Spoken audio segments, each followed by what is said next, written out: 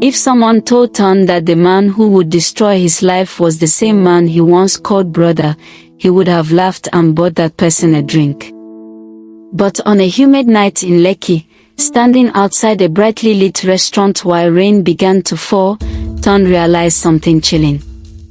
The person who betrayed him was the same man who helped him build everything.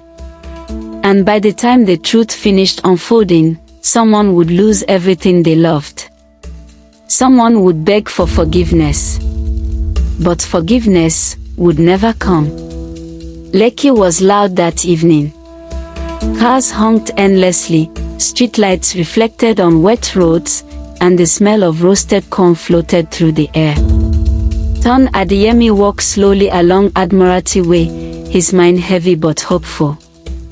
Life had not been easy, but he was finally beginning to see light. 3 years ago, Tunde arrived in Lagos with nothing but one small bag and a stubborn dream. He wanted a better life. And the first person who believed in him was his childhood best friend, Connor. Connor had been living in Lekki long before Tunde arrived. Smooth talker. Charming smile. The kind of man who could walk into a room full of strangers and live with 10 friends. When Tunde struggled, Connor helped him get a small job at a furniture workshop in Jakande.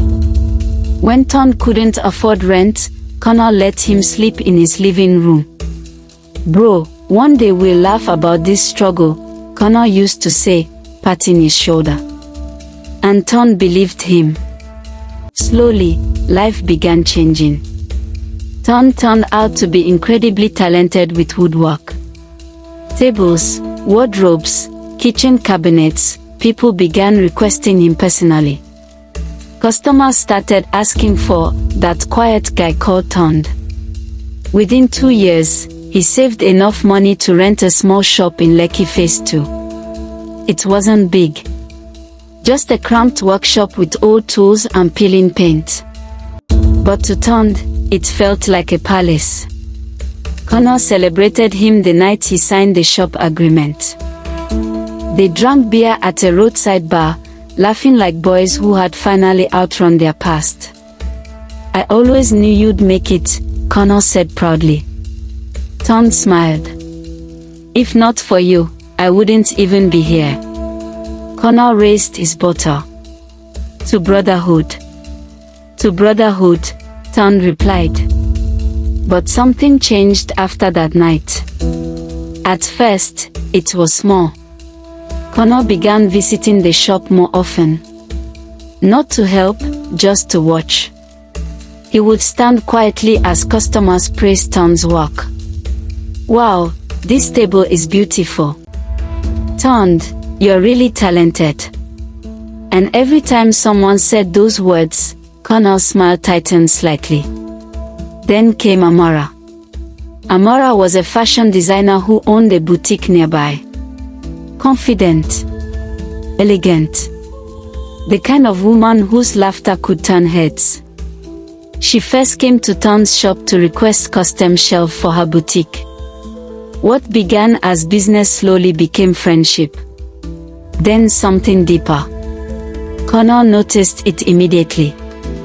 One evening, the three of them sat together eating suya outside the shop. Amara teased Tunde about how quiet he was. "Tunde barely talks," she laughed. "But when he does, it's always something meaningful." Connor chuckled, but his eyes stayed on Tunde. "You're lucky, bro," he said softly. Tunde didn't notice the strange tone. But Connor did something unexpected that night. Something small, yet dangerous. He leaned closer to Amara and asked casually, "So tell me, what exactly do you see in a man like Tunde?" Amara smiled warmly. "Loyalty." Connor nodded slowly. But inside his chest, something ugly began to grow. Jealousy. And jealousy, when mixed with opportunity, can turn even the closest brother into an enemy. By the time Tunde realized what Connor was becoming, it was already too late. Because the man he trusted most had already begun planning the ultimate betrayal. And the woman they both cared about would soon be caught in the middle. The first sign that something was wrong came on a quiet Sunday afternoon. But by the time Tunde understood it, the trap had already been set. And the man behind it was the same person who once called him brother. Lekki was calmer on Sundays. The usual traffic faded, and the streets felt almost peaceful. Tunde sat inside his small workshop, standing the edge of a wooden cabinet while soft high-life music played from his phone. The smell of fresh varnish filled the air. Across the room, Amora sat on a stool sketching new designs for her boutique shelves. Their relationship had grown slowly, naturally. No pressure. Just comfort. Sometimes they talked for hours. Other times they walked quietly side by side. Tunde like that. He had never been a man of many words. Amora suddenly looked up from her sketchbook. "You know something," she said. Tunde glanced at her. "What?" "You're different from most men in Lagos." Tunde chuckled lightly. "Is that good or bad?" "Very good," she replied, smiling. Before he could answer, the workshop door opened. Connor walked in. "Oh, my two favorite people," he said loudly, clapping his hands together. Tunde stood up happily. "Bro, I thought you traveled." Connor shook his head, grinning. Plans changed. But his eyes moved quickly between Tunde and Amora. Watching.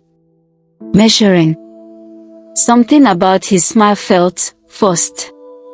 They chatted for a while. Connor joked, Amora laughed, and Tunde continued walking.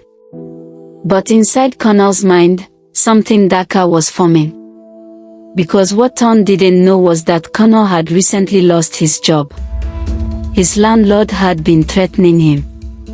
His debts were piling up. And everywhere he looked, Tunde's life seemed to be improving. Customers. Respect. And now, Amora.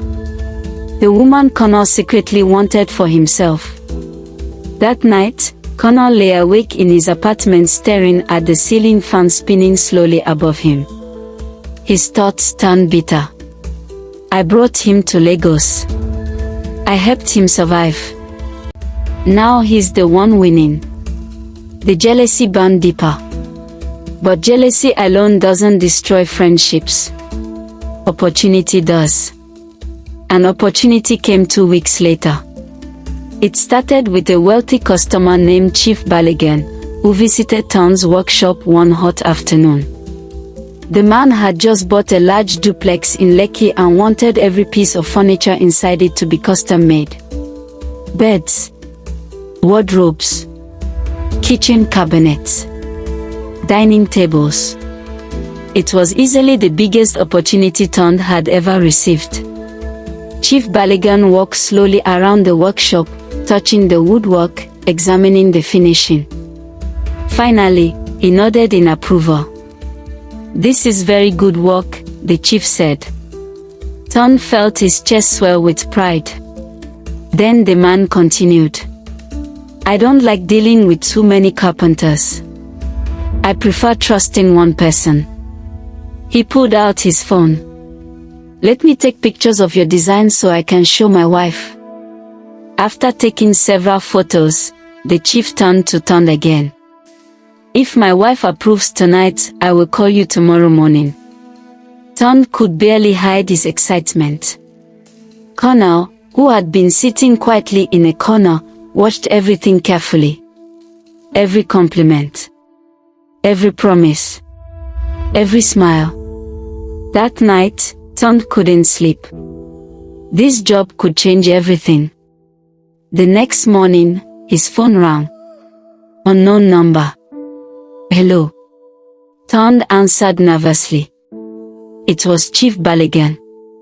My wife loves the designs, the chief said. We start work immediately."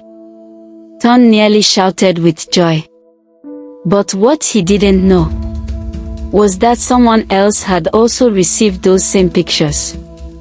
Because the moment Chief Balogun left the workshop the previous day, Connor secretly took several photos of Ton's work when nobody was looking. Later that night, Connor sent those pictures to someone else, a rival carpenter in Lekki. And he told them something that would start the betrayal. "This man called Ton will soon get a very big job from Chief Balogun," Connor said over the phone. "If you want that job, I can help you take it from him." Before Ton could understand what is happening, it's already too late. And that is how he lost the opportunity.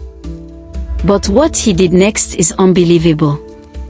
If you love the story and would like to watch the next episode and see how he recovered everything he always lost, just hit the subscribe button. Like and share the video to someone who needs it. See you in the next episode.